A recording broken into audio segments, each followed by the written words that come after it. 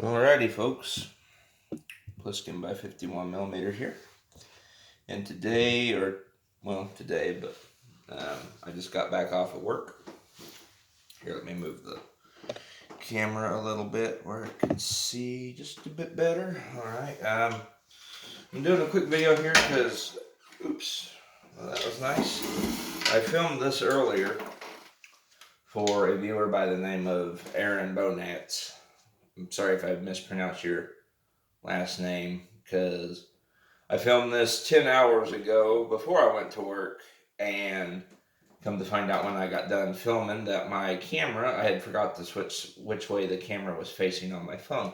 So here I am 10 hours later after having worked loading semis to give a explanation to your question here.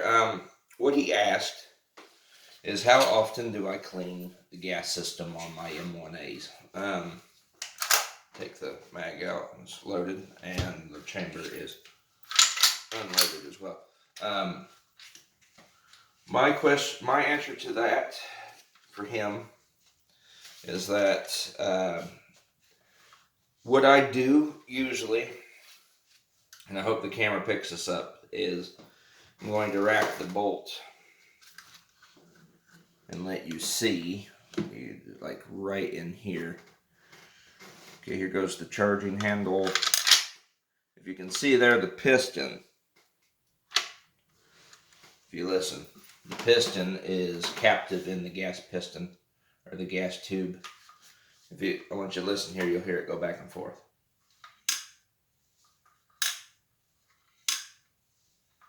That is the gas piston and the gas tube going back and forth. What I do for general purpose cleaning, just basic, every day, take it apart and clean it. I just clean the piston like it is right here, the back end. Very seldom do I ever unscrew the gas plug up here at the top of the gas piston and take it out and clean it. I only ever do that once a year. I haven't done it to this rifle yet because I haven't owned it a year yet.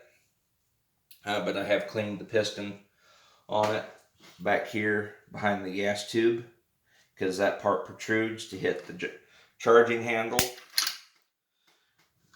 See, because when you fire a bullet in the M14, same for the M1 Grand too, when you pull the trigger and fire a bullet, the bullet goes down the barrel and it comes to this point here, and the gas is behind the bullet. Go down into the gas piston, gas tube, and that causes the piston to operate. The gases make the piston move, and when they move, the piston hits the charging handle, the op rod charging handle, and then it cycles back, causing it to eject around, and then it will come back forward with the spring and take up another round. So it sticks out, the ass end of the piston does. And you don't necessarily have to take this whole part up here in the front apart every time to clean the M1A gas piston. You literally just scrub the back end here that makes contact with the op rod. You will see it when you take your rifle apart the first time.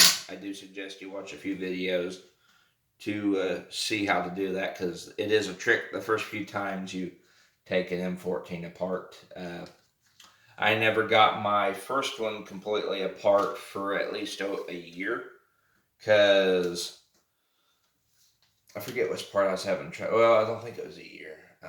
Getting the bolt out of the receiver was a bit of a pain. There's a trick to that. I did a takedown on my other M1A if you're curious about that. It's in my how-tos. But you don't necessarily have to take the whole gas tube and piston assembly apart right here to take the piston out. But if you do run corrosive ammo, he originally left that comment on my video about corrosive ammo with the Wolf tool ammo, and I was using the SB762A ammo as an example of why I'll never run tool ammo in my M1As, because I don't know the whole corrosiveness of steel case tool ammo, Wolf ammo for and 308. I've had my M70 for over a year now, and I've run a lot of steel through it, and haven't seen no rusting. But it's one of those things you kind of take on faith. Like, oh well, I'll get a bat. Like you get a box of wolf ammo, and you go out to the range and you shoot, and you're kind of taking it on faith that that lot there that you got in that one box isn't corrosive. So that isn't much of a problem with the AK, the M70, or AKs in general, because when you take an AK-47 apart, or AK-74, AKM, whichever you prefer to call them by, AK-74 is different from a 47, but I'll explain that in another video someday when I get a 74. Of course, most of us know it, but what I'm getting at is when you take it apart, its basic field strip, the piston comes out with the bolt carrier on an AK. So you don't have to worry about it being captive or contained like you do the M1A. That's not the case with the M1A, as it is the piston is held captive up here in the gas tube by this gas cap. And there's like a little screw here as well, and that retains it. It's retained in here. The advantage to that, though, the advantage to the M1A's gas system, though, is it is a self-regulating, meaning I could run a magazine of, say, ammo from 120, I want to say 23 grain, maybe 125 grain, all the way up to 175. And not have to worry about this dude short stroking and all of that, unlike an FAL, for example.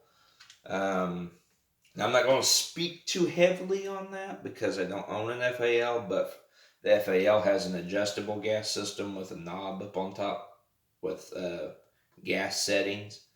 And from my understanding and what I've seen with my own eyes watching YouTube is that if you switch up your ammo for an FAL, that you will start having what's like called short stroking. It's where you fire a shell and the gas piston doesn't cycle because the gas or powder burn for that particular bullet wasn't what matched the setting of the FAL. Just a little difference there. I'm bringing up that this one is self-regulating. And another thing, Aaron, I hope I'm saying your name right because I had a long night. It was a good night, but it was long. Is do not run anything over a 175 grains in your M1A, because even though the M1A's gas system is self-regulating and it can handle quite a bit, the drop-off point's about 180. Well, is 180 grain bullets, because a steady diet of those will beat an M14's gas system to death, because that's too powerful, too heavy, too much energy for it to handle. But anything from 175 all the way down, I've seen guys shoot 110s and M14s before, 110 grain bullets in their M14s, and it'd be just fine. So he did say that he had PMC 308 and Winchester 308 for his M1A that he bought. He said he's going to pick it up in a few days in his comments. So Winchester and PMC will run fine, no worries there. Just basic cleanup after that. Just take it apart and oil up, needs oiled, and run rags through the barrel. I do suggest a bore snake for the M14. I've got two of them. I've got two M1As. I've got a bigger M1A loaded, and then of course I've got the Scout Squad here, as you can see. I've tricked it out, and I run bore snake for both of them because, well, the receiver for the M14 and the M1 Garand is blocked off back here. You can't run a push rod through like you could an AR. But if you want to kind of run it from the bore to bore to chamber, a cleaning rod, have at it. Just be mindful of the cleaning solvents that you use. I always use rim oil. I wouldn't use Butch's bore shine with the piston still in, because that might do something to the gas piston. Because you have to remember, the piston for the M14 is down below the barrel. Now you could run Butch's bore shine, but you'd have to turn the rifle upside down. Not that I think it would do anything, but it's just one of those things where you kind of want to be, you know, on the ball, mindful of it. So I hope this video helped you out.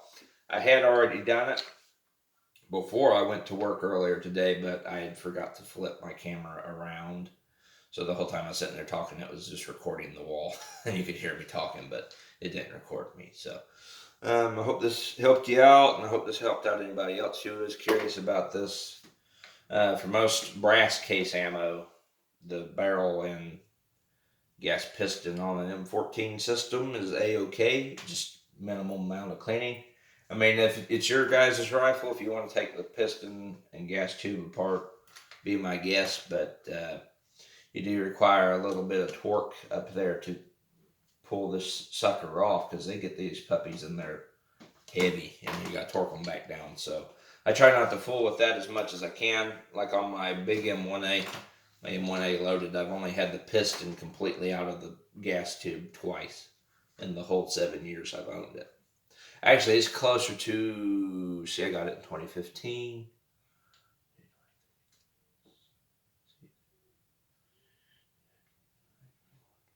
It's been almost 8 years that I've had my big M1A.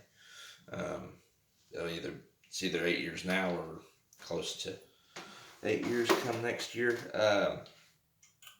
I'm tired, so that's why I'm bad at math. But anyway, I mean, your rifle, there are many like it.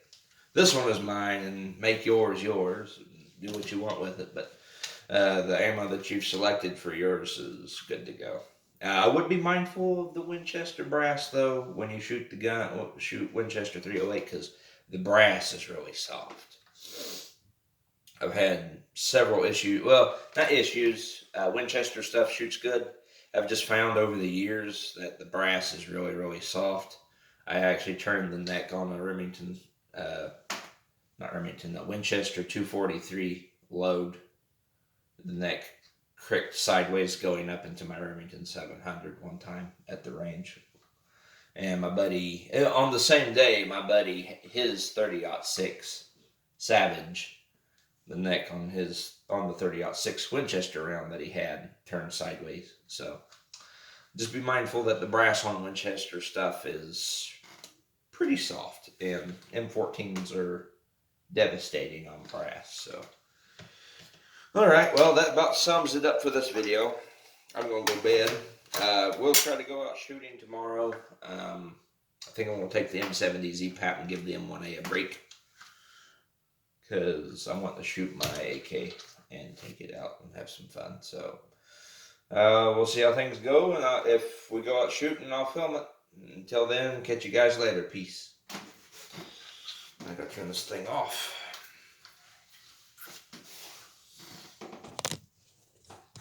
Let's see here. Yes.